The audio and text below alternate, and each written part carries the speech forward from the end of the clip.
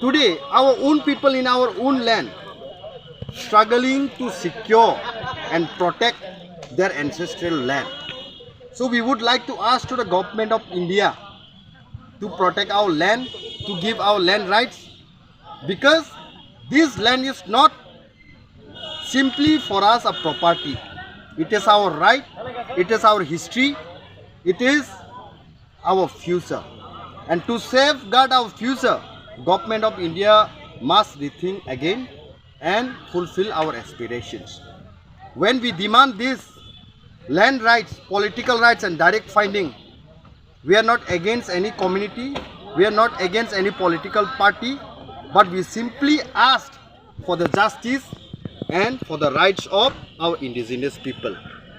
The land which had been reserved by His Highness Maharaj Bir Bikram Kishore Manikya Bahadur, today our own people is asking for the justice, for the rights of our land.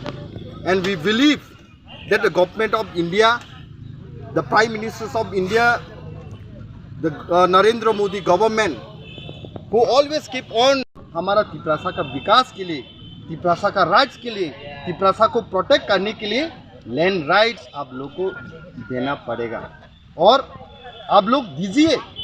देखिए 1984 पे जब late prime minister Indira Gandhi थी तो उस time भी यहाँ का जो त्रिपुरा स्टेट का प्रेसिडेंट, त्रिपुरा स्टेट का जो लीडर्स लोग है, बहुत लीडर्स लोग अपोज किया था उस टाइम पे भी, लेकिन ओवर रूल करके late prime minister Indira Gandhi ने पार्लियामेंट पे 49 टाइम अमेंडमेंट्स करने के बाद Tripura tribal area autonomous district council parliament पे पास करके हम लोगों का राइट्स TTADC दिया गया।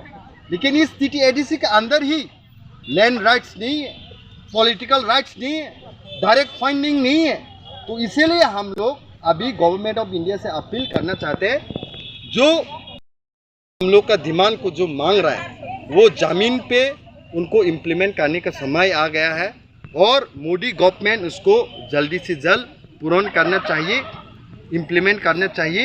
तिपरासा को अगर सेफगार्ड करना है तो। धन्यवाद।